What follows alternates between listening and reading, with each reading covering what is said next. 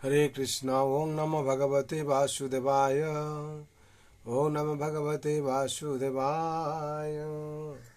ओम नमो भगवते वासुदेवाय। नारायणं नमस्कृतं नरं चैव नरोत्तमं देवीं सरस्वतीं व्यासं ततो जयमुदीरये। नष्टप्रायेषु अभद्रेषु नित्यं भगवत सेवया भगवती उत्तमश्लोके भक्ति भगवती नैष्टिके। वाञ्छाकल्पतरुभ्यश्च कृपा सिन्धुभ्येव च पतितानां पावनेभ्यो वैष्णवेभ्यो नमो नमः। कृष्णाय वासुदेवाय देवकीनन्दनाय च नन्दगोपकुमाराय गोविन्दाय नमो नमः। श्रीमद्भागवत स्कंद 1 अध्याय 3 श्लोक संख्या 2। শ্রীকৃষ্ণ হচ্ছেন সমস্ত অবতারের উৎস। যস্যম্ভসি শয়ানস্য যোগনিদ্রাবিতস্ততঃ নাভিহৃদাম্বুজাদাসি আসিদ ব্রহ্মা বিশ্বপূজাংপতি ব্রহ্মা বিশ্ব সৃজাংপতি। শব্দের বলা হচ্ছে যস্য যার, অম্বসি জলে, জলে, শয়নস্য শায়িত, যোগনিদ্রাম যোগনিদ্রায়, বিবস্বত বিস্তারিত, নাভি নাভি হৃদয় সরোবর, অম্বুজাদ পদ্ম থেকে অসিত প্রকাশিত হয়েছিল। ব্রহ্মা সমস্ত জীবের পিতামহ ব্রহ্মা, বিশ্ব বিশ্ব শ্রীরাম সৃষ্টিকারী, পতি প্রভু। অনুবাদ: পুরুষাবতারের এক অংশ গর্ভদকে শয়ন করে যোগনিদ্রা বিস্তার করেন। তার নাভি থেকে একটি পদ্ম বিকশিত হয় এবং সেই পদ্ম থেকেই প্রজাপতিদের পতি ব্রহ্মা জন্মগ্রহণ করেন।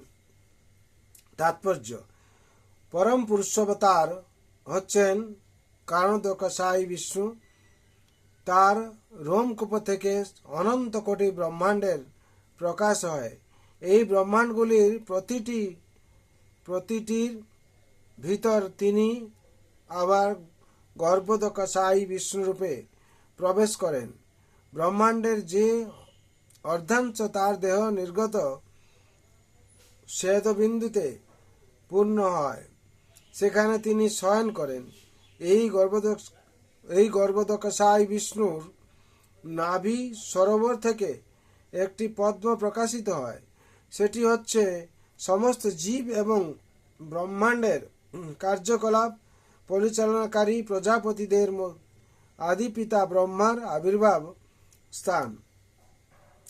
সেই পদ্মের মোটায় রয়েছে 14 ভুবন এবং আমাদের এই ভূমণ্ডল তার মধ্যভাগে অবস্থিত। তার ঊর্ধ্বে রয়েছে উন্নত লোকসমূহ এবং সর্বোচ্চ লোকে হচ্ছে ব্রহ্মলোক বা সত্যলোক। ভূমণ্ডলের নিচে রয়েছে সাতটি পাতাল লোক।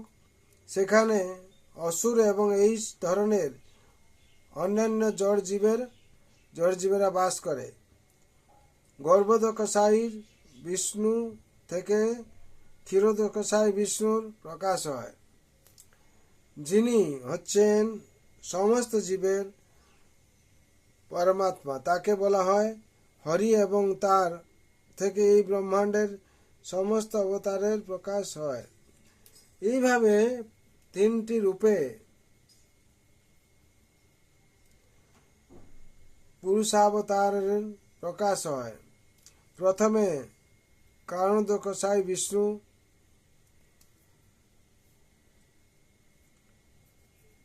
যিনি মহাতত্ত্ব আদি সমস্ত জড় উপাদানগুলি সৃষ্টি করেন।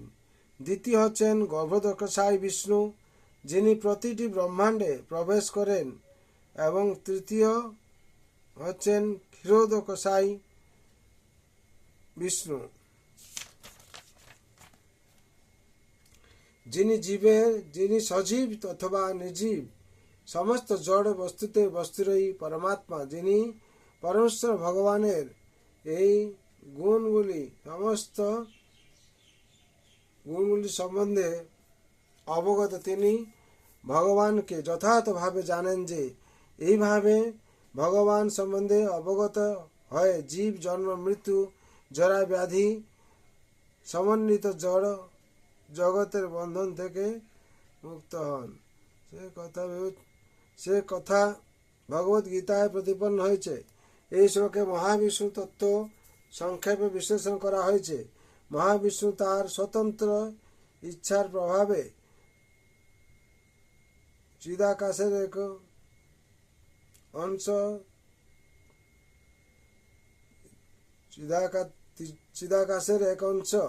এক অংশে শয়ন করেন। এইভাবে তিনি কারণ সমুদ্রে শায়িত হন এবং সেখান থেকে তিনি জড়া প্রকৃতির প্রতি দৃষ্টিপাত করেন ও তার ফলে তৎক্ষণাৎ মহত্ত্বের সৃষ্টি হয়।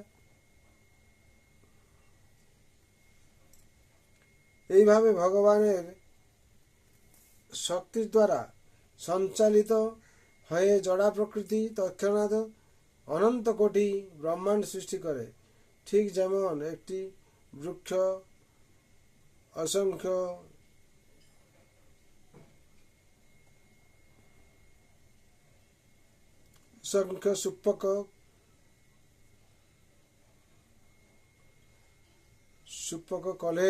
সূক্ষ্ম ফলের দ্বারা শোভিত হয়। মালি মাটিতে গাছের বীজ বপন করে এবং যথাসময়ে গাছটি বর্ধিত হয়ে ফুল ফলে শোভিত হয়। কারণ ব্যতীত কোনো কিছুই কার্যকারী হয় না। তাই এই সমুদ্রের নাম কারণ সমুদ্র দেওয়া হয়েছে। এই কারণ সমুদ্র থেকে সমস্ত ব্রহ্মাণ্ড উদ্ভূত হয়েছে। মূর্খের মতো নাস্তিকের সৃষ্টিতত্ত্ব বিষয়ে করা উচিত নয়।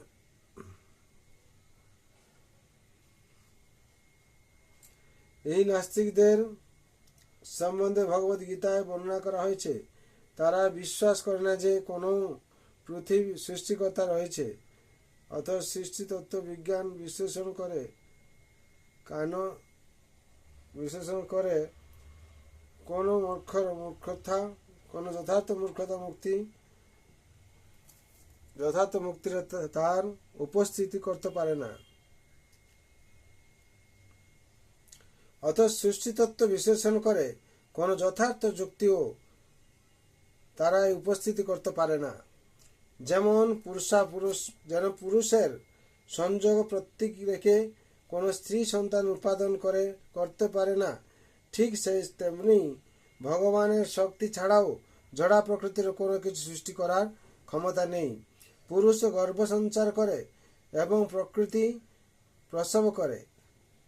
ছাগলের গলায় গলদণ্ড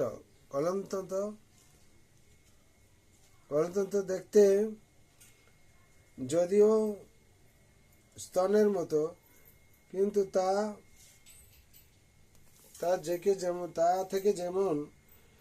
তা থেকে যেমন কখনো দুধ পাওয়া যায় না, তেমনি জড় পদার্থ থেকে কোনো কিছুই সৃষ্টি হতে পারে না। আমাদের অবশ্যই পুরুষের শক্তিকে বিশ্বাস করতে হবে, যিনি প্রকৃতির গর্ভে বীজ সঞ্চার করেন। ভগবান যখন যোগ নিদ্রায় শায়িত হলেন, তখন তার জড়া প্রকৃতি অসংখ্য ব্রহ্মাণ্ড সৃষ্টি করলেন। তারপর প্রতিটি ব্রহ্মাণ্ডে ভগবান গর্ভোদকশায়ী বিষ্ণু রূপে শায়িত হলেন। এইভাবে ভগবানের ইচ্ছার প্রভাবে বিভিন্ন গ্রহ নক্ষত্র এবং উপবাস তৎক্ষণাৎ সৃষ্টি হল। ভগবান অনন্ত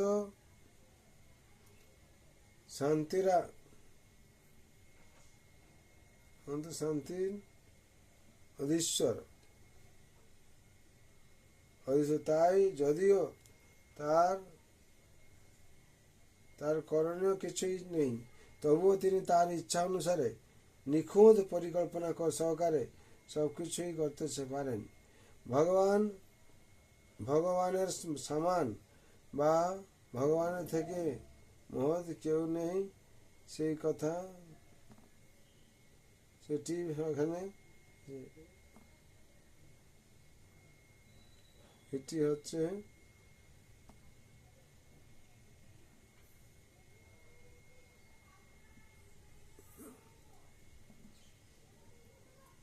হচ্ছে বেদের সিদ্ধান্ত।